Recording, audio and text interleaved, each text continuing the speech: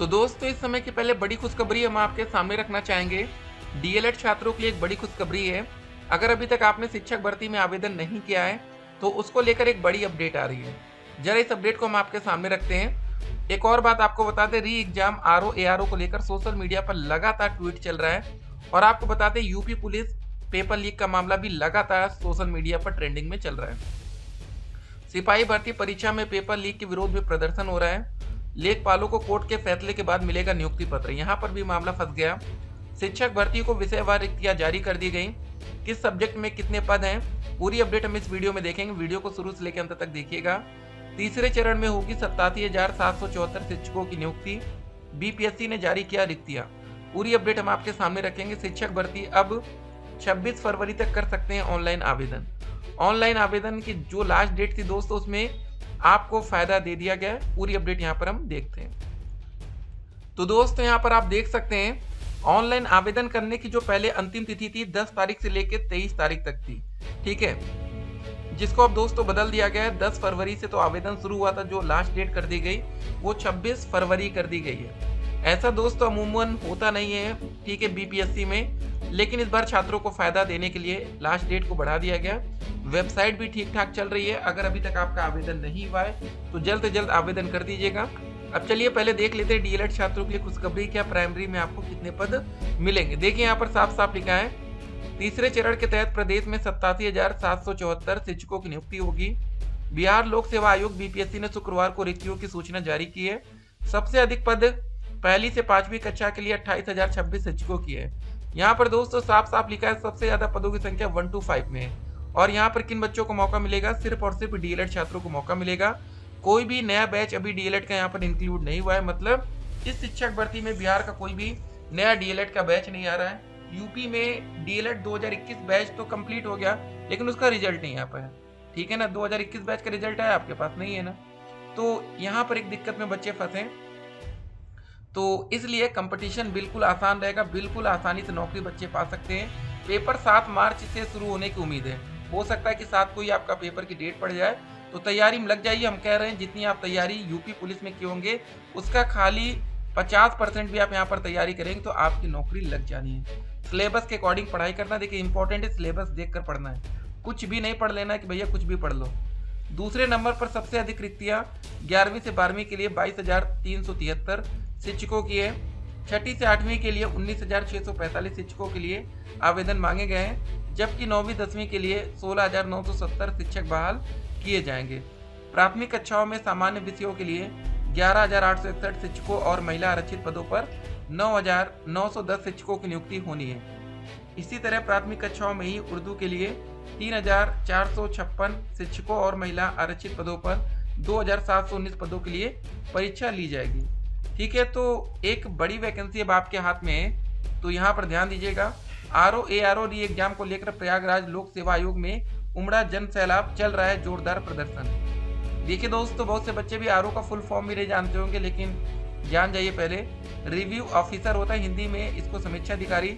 ARO का full form होता है असिस्टेंट रिव्यू ऑफिसर और हिंदी में सहायक समीक्षा अधिकारी, ठीक है। अब दोस्तों आपके मन में एक सवाल होगा कि सर उत्तर प्रदेश में शिक्षक भर्ती का विज्ञापन कब तक आएगा, ठीक है। सभी बच्चे बेसब्री से इंतजार कर रहे हैं यूपी में शिक्षक भर्ती विज्ञापन, ठीक है। सीटेट का रिजल्ट कैसे डाउनलोड करना है, इस पर भी सभी बच्चों की नजर है कि सीटेट का रिजल्ट आ तो चुका है। बहुत से बच्चे देखिए अभी इसका जो सर्टिफिकेट है वो डिजी लॉकर में है, ठीक है, उसको आपको डाउनलोड करना पड़ेगा, तो इंतजार करिए। लेकिन फिलहाल जो सीटेट का रिजल्ट है ऑफिशियल कमेंट बॉक्स में लिंक दिया गया है, वहां से डाउनलोड कर सकते हैं डीएलएड का जो रिजल्ट और परीक्षा डेट शीट।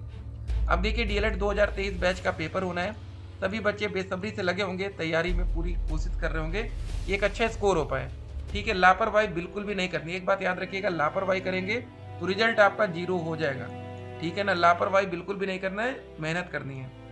बाकी यूपी डीएलएड एडमिशन को लेकर जो भी अपडेट आएगी और डीएलएड का जो रिजल्ट आने वाला है, सेकंड और फोर्थ सेमेस्टर का रिजल्ट बहुत ही इंपॉर्टेंट होने वाला है। और 2023 का जो हमारा नया बैच है, ठीक है, ये बहुत इंपॉर्टेंट होगा डीएलएड के लिए। बाकी दोस्तों जो भी अपडेट आएगी हर एक अपडेट हम आप तक पहुंचाते रहेंगे।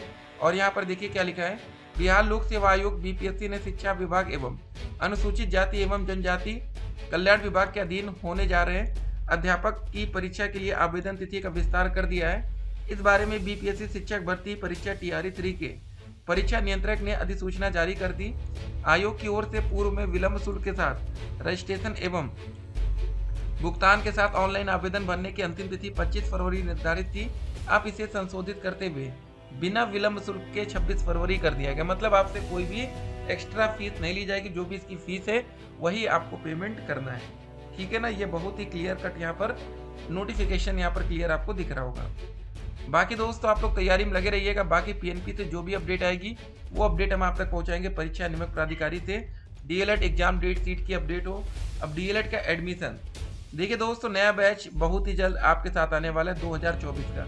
ये भी बहुत इंपॉर्टेंट होगा सभी बच्चों के लिए, क्योंकि जितनी बार बच्चे नए नए बैच में आते जाएंगे आप लोग का जो कंपटीशन है उसका लेवल टफ होता जाएगा। देखिए सबको बनना टीचर ही है, कोई डीएलएड ऐसे नहीं कर रहा है। ठीक है, सबका टारगेट 1 to 5 है। और अच्छी बात यह है कि उत्तर प्रदेश में डीएलएड छात्रों को 6 to 8 वैकेंसी में भी मौका मिल जाता है। तो मतलब आप 1 से लेके 8 तक की जितनी भी वैकेंसी आएंगी सीधे तौर पर उसमें पार्टिसिपेट कर पाएंगे। लेकिन देखिए सबसे बड़े दुख की बात ये, जब आप लोग सीटेट का एग्जाम दे रहे हैं, ठीक है ना, पेपर 2 का दोस्तों रिजल्ट बहुत ही ज़्यादा खराब आ रहा है। इस बार उम्मीद थी कि जब बीएड के छात्रों को सिर्फ पेपर 2 में ही मौका है तो रिजल्ट बेहतर हो सकता है, लेकिन रिजल्ट बहुत ही खराब आया। पेपर लीक का मामला भी खूब वायरल हुआ कि भैया पेपर आउट हो गया था, सब कुछ हुआ, उसके बावजूद रिजल्ट इतना ज़्यादा खराब था। मतलब हद होती है खराब, इससे भी ज़्यादा खराब रिजल्ट आप नहीं देखे होंगे सीटेट में इतिहास में, जो रिजल्ट इस बार देखने को मिला है।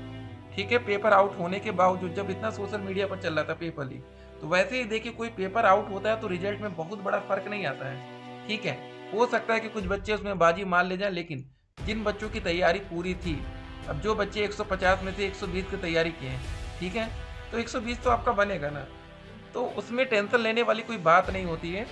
और जो बच्चे देखिए साल भर नहीं पढ़ पाए, आपको क्या लगता है कि पेपर आउट होगा 10 मिनट में वो पढ़ के पेपर में कुछ अच्छा स्कोर कर लेंगे? ठीक है ना, तो इस पर आपको फोकस करना है, आपको अपनी तैयारी पर ध्यान देना है। बाकी अगर आप इस भरोसे हो जाएंगे कि नेक्स्ट टाइम या आने वाले भविष्य में कभी कोई पेपर आउट नहीं होगा, तो फिर तो भैया हो लग चुकी नौकरी, क्योंकि ऐसा बहुत ही मुश्किल है। एक बात और, आपके मन में एक और सवाल होगा कि सर अगर हमारा पेपर ऑनलाइन हो जाए तब तो धांधली रुक जाएगी ना, तब तो पेपर आउट होगा नहीं। आपको एक बात क्लियर करना चाहेंगे, कोई पेपर ऑनलाइन हो चाहे ऑफलाइन हो, ठीक है ना, पेपर आउट दोनों कंडीशन में हो सकता है। आप देखिए अगर पेपर आउट वही से हो रहा है जहाँ से भैया पेपर ही बन रहा है, तो क्या होगा, कोई पेपर देखिए ऑनलाइन क्या डायरेक्टली थोड़ी नहीं टाइप हो जाता है।